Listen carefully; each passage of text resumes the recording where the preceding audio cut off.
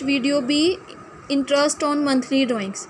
इन दो मेथड्स के अलावा भी हमारे पास ड्राइंग्स की कैलकुलेशन के लिए कई बार कुछ मेथड्स होते हैं, पर वो क्या है, मंथली ड्राइंग यानी कि हर महीने की जो ड्राइंग है वो फिक्स डेट पे हो रही है।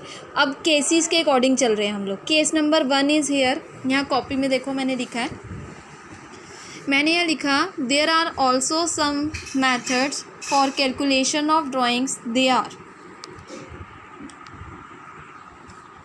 Case number 1, if drawings are done on the beginning of every month, यानी कि हिंदी में मैं आपको बता दी प्रत्येक महीने की, यानी कि हर एक महीने की प्रथम तिथि को आहरण करना।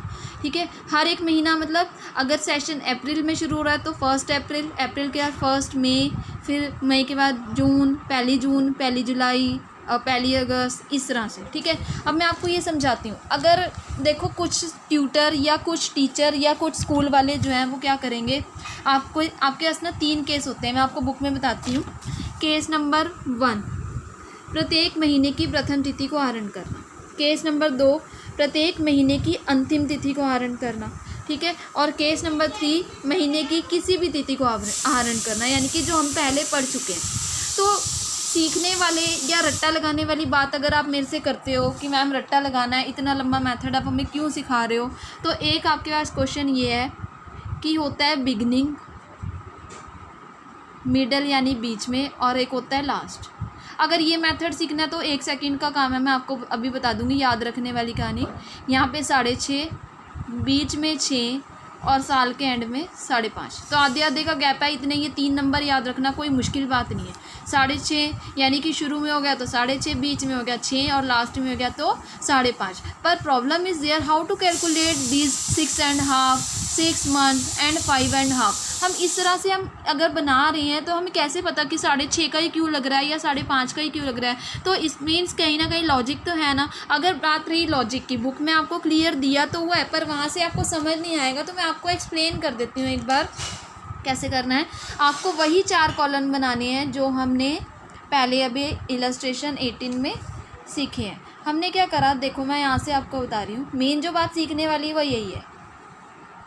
मान लेते हैं कॉलम नंबर 2 का, कॉलम नंबर 2 हमने डेट के अकॉर्डिंग बनाई, यहाँ पे हमने बनाए अमाउंट, और यहाँ पे हम जो तीसरा कॉलम बनाते हैं वो बनाते हैं पीरियड। मुझे जो आपको सिखाना है ना वो यही है।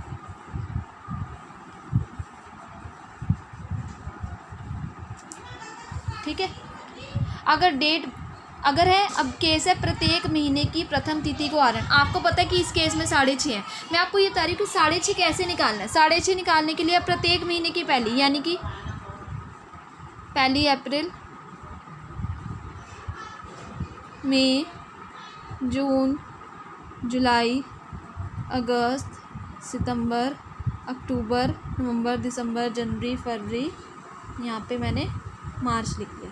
इस कॉलम को मैंने ऐसे लंबा खींच लिया। अमाउंट का कॉलम मैं बीच में नहीं लिख रही हूँ। अब पीरियड है, मैंने आपको पहले पीरियड के बारे में बताया। पीरियड का जो क्लैरिफिकेशन है, जो कंपैरिजन है, वो लास्ट डेट तक करना है। तो लास्ट डेट मान लेते हैं यहाँ पे दी हुई है 31/3/2018, तो 1 अप्रैल 17 से शुरू हुई होगी यहाँ पे। अब अप्रैल से लेके 18 तक के पूरे कितने महीने हुए जी, पूरे 12, क्योंकि अप्रैल में शुरू हुआ और 31 मार्च को ख़त्म हुआ 12।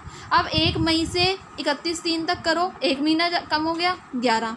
अब 1 जून से फिर 31/3 तक लिखो, फिर लिखो जी 10। अगर जुलाई, अगस्त, सितंबर, अक्टूबर, नवंबर, दिसंबर, जनवरी, फरवरी, मार्च, 9, 8, 7, 6, 5, 4, 3, 2, 1। ठीक है, अब जो लास्ट वाला महीना है, जरा लास्ट वाले महीने पे गौर दो। 1 मार्च, तो 1 मार्च का 31 मार्च से कंपैरिजन करा तो महीना कितना बचा लास्ट में, 1, नॉट 0। पिछले वाले क्वेश्चन में 0 था क्योंकि वह लास्ट डेट थी, बट यहाँ पे आप ध्यान दोगे प्रत्येक महीने की प्रथम तिथि, तो प्रथम तिथि बन रही है 1 मार्च। 1 मार्च को आपने अगर यहाँ पे कंपैरिजन करा तो यहाँ पे आ गया 1 मार्च से अगर मैं 31 मार्च देखती तो 1 महीना यहाँ पे बचा हुआ है अभी। ठीक है, अब आपको बताना है, अब आपको मैं जो समझा रही हूँ वो ये समझा रही हूँ कि यहाँ पे हमने 6.5 महीने का ब्याज क्यों लेना है, ये कैसे पता चलेगा। रट्टा लगाने वाली बात है तो 1 मिनट में याद हो जाएगा, जिसको रट्टा लगाना है वो लगा सकता है, पर अल्टरनेटिव क्या है कि आपको फर्दर क्वेश्चन में प्रॉब्लम होगी, इसीलिए मैं आपको यहीं पे सिखा रही हूँ। अब आपको फॉर्मूले में कैसे निकालना है, देखो, time left after first drawing plus time left after last drawing divide by 2। अब क्या करा है, टाइम लेफ्ट यानी कि जो टाइम पहली ड्राइंग के बाद लेफ्ट मतलब बच गया, तो पहली ड्राइंग के बाद आपका टाइम कितना बचा है जी, यहाँ पे ध्यान दो 12। पहली ड्राइंग आपने कब करी, 1 अप्रैल को। पहली ड्राइंग के बाद कौन से महीने आए, 12 को मैंने यहाँ कर दिया। Time left after last drawing, जो अंतिम ड्राइंग करी उसके बाद टाइम कितना बचा, see here 1। Put the value is equal to 1 divide by 2।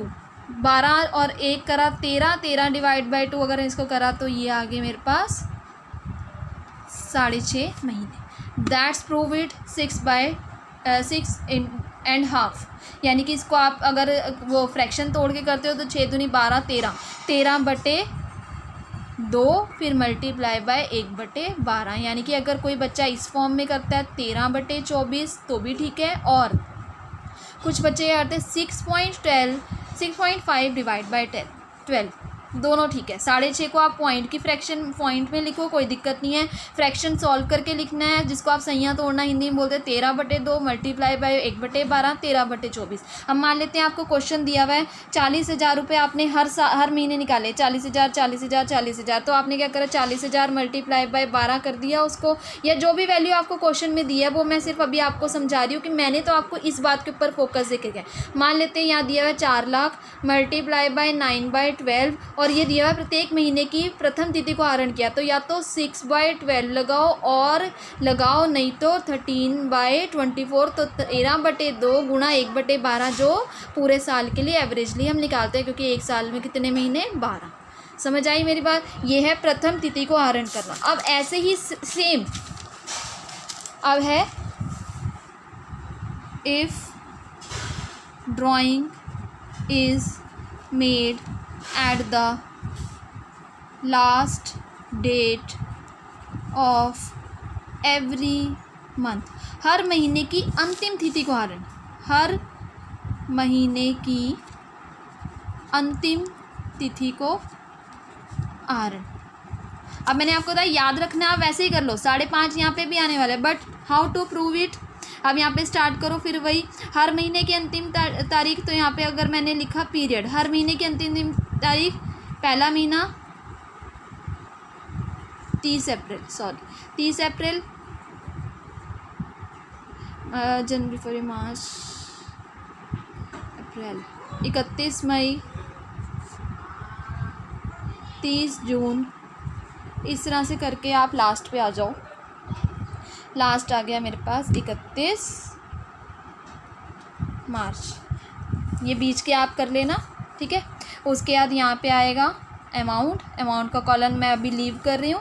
उसके बाद यहाँ पे हमने लिखा पीरियड के ब्रैकेट में वही लिखना है, अप टू 31/3 जो भी आपको क्वेश्चन में क्लोजिंग डेट दी हुई है, ठीक है। अब कंपैरिजन अभी भी 31/3 से करना है। अब 30 अप्रैल से 31/3 तक, अब अप्रैल का पूरा महीना यानी कि कितने बने, 11। यहाँ पे ध्यान दो, अप्रैल का महीना बीत चुका है, 30 अप्रैल या फिर 1 मई, तो 1 मई से 31 मार्च तक 11 महीने, फिर 10, फिर 9, फिर 8, यहाँ पे कंपैरिजन करते जाओ। 30 जून, यानी जून के बाद अगली डेट क्या है, 1 जुलाई, तो 1 जुलाई से अगर आप 31 तक कैलकुलेट, जुलाई, अगस्त, सितंबर, अक्टूबर, नवंबर, दिसंबर, जनवरी, फरवरी, मार्च, देखो 9 आ गया। उसके बाद अगर जून के बाद 31 जुलाई आता है, जुलाई को छोड़ दो, अगस्त, सितंबर, अक्टूबर, नवंबर, दिसंबर, जनवरी, फरवरी, मार्च, कितने महीने बचे, 8, फिर आ गया उसके बाद 7।